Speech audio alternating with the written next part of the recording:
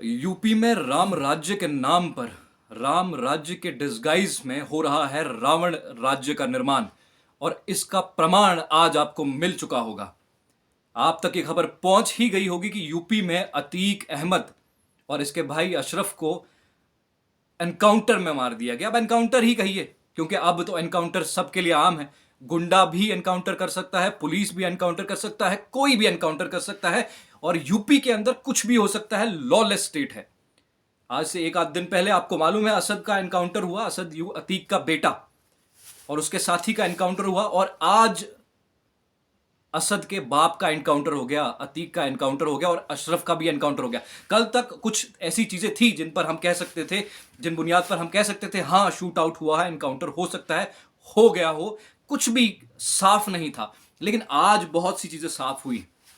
आज ये राम राज्य के नाम पे जिस तरह से रावणों को खुला छोड़ दिया गया है यूपी के अंदर, और ये हॉस्पिटल प्रेमाइस में एनकाउंटर किया, हॉस्पिटल प्रेमाइस में ये 3-4 लोग घुसे और इन्होंने इनडेफिनेट फायरिंग की अतीक के ऊपर और इसके भाई के ऊपर, और वो वहीं ग्राउंड पे कोलैप्स हो गए।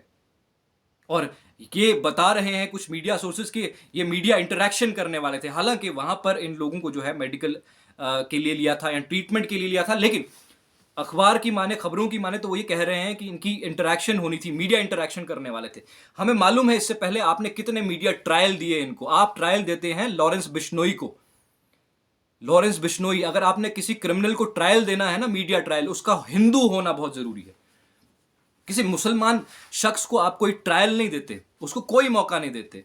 उसको अगर मौका देते हैं तो उसकी जान बचाने का मौका भी नहीं देते। और आज जो आप कह रहे हैं कि मीडिया ट्रायल के वक्त, मीडिया इंटरैक्शन के वक्त इनको गोलियां मार दी गई और ये कोलैप्स हो गए, और आप ये कह रहे हैं कि लाइव साफ दिख रहा है सब कुछ प्री प्लान्ड था। और अब वो चीज जो कल हुई है उसका इसमें खुलासा हुआ है, पूरी तौर से खुलासा हुआ है कि ये एनकाउंटर परसों वाला भी फर्जी था। और आज जो आपके गुंडे, ये गुंडे जिन्होंने एनकाउंटर किया था, और ये गुंडे उसी तरह जय श्री राम चिल्ला रहे थे जिस तरह आज एक वीडियो में जब एक महिला रो रही थी और बुर्का पहने हुए अतीक के बेटे के जनाजे पर पहुंची थी, तो वहां उस कमेंट बॉक्स में जय श्री राम, जय श्री राम, जय श्री राम, बस यही लिखा जा रहा था। और कुछ लोग ये कह रहे थे उतार दीजिए इसका बुर्का, तमाशा क्या देख रहे हैं, इसको तरीके से बात क्यों कर रहे हैं। और ये वही लोग हैं जो औरतों की अस्मत दरी करना चाहते हैं। ये वही लोग हैं जो बिल्किस बानो पे खामोश रहते हैं। ये वही लोग हैं जो वही मुनाफिक हैं जो अफजरुल पे खामोश रहते हैं, ये जुनैद पे खामोश रहते हैं। और ये लोग आज जय श्री राम करते करते ये रावण आज घुसे एमएलएन हॉस्पिटल के अंदर और वहां पर इंडेफिनेट फायरिंग की। और वहां पुलिस ने इनका एनकाउंटर नहीं किया।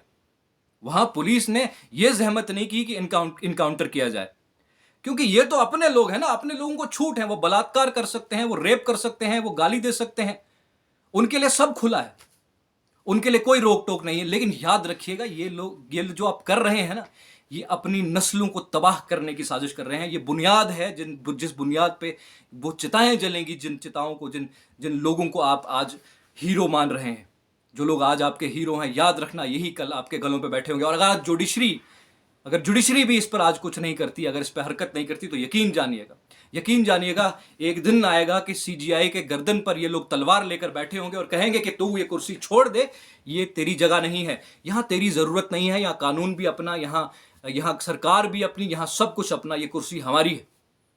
और जब ऐसे जैसे गुंडों को आप कुर्सी पे बिठाते, असल गुंडा है कौन यूपी के अंदर, रावण राज्य बना कौन रहा है यूपी के अंदर, ये आज दुनिया ने देख लिया। हालांकि इसके पीछे बहुत सी अलग तथ्य भी हैं। उसमें यह भी है कि तुम्हारा ग्राउंड खत्म हो रहा था 2024 को लेकर। आप लोगों को यह मालूम था कि 2024 में अब तुम्हारा बंटाधार होने वाला है, लेकिन उसमें आप उसको बचाने के लिए कर क्या सकते थे? वो यही कर सकते थे, मुसलमान को निशाना बना सकते थे, वो यही कर सकते थे, 2-4 मुसलमानों को एनकाउंटर कर सकते थे, 2-4 मुसलमानों की लिंचिंग कर सकते थे, 2-4 जगह पे इस तरह के बयान दे सकते थे जहां पे ये कह देते कि मुसलमानों की लड़कियां उठा के लाओ, और इससे तुम्हारा वोट बैंक बन सकता था। यही तुम कर सकते हो, यही तुम्हारी हदूद है। लेकिन आज जो तुमने किया है वो शर्मसार कर देने वाला है। और मैं उन लोगों से कह देना चाहता हूं कि तुम लोग जो उछल रहे हो ना, तुमको लगता है ना कि राम राज्य बनेगा, राम राज्य नहीं बनेगा, ये रावण राज्य बन रहा है। और इस रावण राज्य में ना तुम लोग दास होंगे, गुलाम होंगे, तुम्हें बेड़ियां पहनाई जाएगी, और यही लोग तुम्हें बेड़ियां पहनाएंगे जिनके इशारों पे तुम लोग आज नाच रहे हो। तुम्हें लगता है कि राम ने तुमको बहन बेटियों का इज्जत नीलाम करने के लिए कहा? असमत दरी उनके रेप बलात्कार करने के लिए कहा? राम ने तुमको मुसलमान देखते ही उसको जिंदा जलाने के लिए कहा? राम ने तुमको गाय के नाम पे लोगों को काटने के लिए कहा? नहीं, तुम्हारे कनेक्शन राम के साथ नहीं है, तुम्हारे कनेक्शन कहीं और है। और उसकी हकीकत तुम बार बार दिखाते हो, बार बार जतलाते हो। और आज जिस तरह से तुमने ये एनकाउंटर करवाया है और जिस तरह से तुमने ये मर्डर एक हॉस्पिटल प्रेमाइस में कराया है और कैमरा ताम झाम लेकर जो तुमने ये सब कराया, कोई पुलिस वाला जख्मी नहीं हुआ। हालांकि अभी तो कोई इस बारे में पुष्टि नहीं है, बट हुआ नहीं। और वहां पे ये लोग एनकाउंटर नहीं कर सके और वो लोग अभी कस्टडी में है, उनसे कोई पूछताछ अभी तक नहीं हुई है, अभी तक उनका स्टेटमेंट नहीं लिया गया। और अभी ये खबर सुनते ही मैं चौंक उठा। मैं सोच रहा था कि शायद कल के एनकाउंटर को लेकर, मैंने कहा कि जिस तरह से वो वीडियो सामने आया था, जब वो वीडियो हमने देखा था, जब उमेश पाल की हत्या हुई, तो डिजर्व करते थे, अगर कोई लोग मारे भी गए तो चलिए उसको सजा होनी चाहिए थी। एनकाउंटर फर्जी हुआ या नहीं हुआ उसको हमने जुडिशरी पे छोड़ दिया था। लेकिन आज जो आप लोगों ने किया है, आज जो आप लोगों ने अपना रंग दिखाया है, याद रखिए भैया, बहुत से लोग हैं यहां पर, यहां बहुत करोड़ों लोग हैं। और ये छुटपुट, और निर्मला सीतारमन से पूछना चाहता हूं, क्या तुमको ये, आपको ये नजर नहीं आता? क्या क्या आपके वो फैक्ट और फिगर, वो जो आबादी बढ़ती हुई थी, वो वहां पर स्टेटमेंट दे दिया कि आबादी बढ़ रही है, उसको घटाने के लिए कोई कोशिश कर रही हो क्या आप? क्या अब आप चाहते हो कि आबादी घट जाए? आप पाकिस्तान से बदतरीन हो गए हो। इस वक्त पाकिस्तान आपसे बेहतर है। पाकिस्तान में इतनी लॉलेसनेस इस वक्त नहीं है जितनी आप वहां फाका कशी चल रही है। लेकिन जो लॉलेसनेस आप लोग दिखा रहे हैं, जो लॉलेसनेस का मुजाहरा आप लोगों ने किया है, वो शायद ही उसकी मिसाल पूरी दुनिया में कहीं हो। जब ऐसे जैसे बाबाओं को, गुंडों को आप बिठा देंगे हाईएस्ट लेवल पे, हाईएस्ट कुर्सी पे, तो होगा तो यही ना, कीमत तो चुकानी पड़ेगी ना। आज ये दर्द बोल पड़ा है। आज मुझे नहीं लगता कि रुकना चाहिए था, क्योंकि अब तो ये साबित हो गया कि शायद वो असद का एनकाउंटर भी फर्जी था। अगर असद के अलावा यहां किसी अंशुल का एनकाउंटर हुआ होता तो शायद अभी तक डिबेट मालूम है क्या चल रही होती? शायद डिबेट ये चल रही होती कि वो जुवेनाइल था या जुवेनाइल नहीं था, वो असद था, इसलिए कोई डिबेट नहीं है। और आज दिन दिहाड़े उसके बाप और उसके चाचा को कत्ल कर दिया।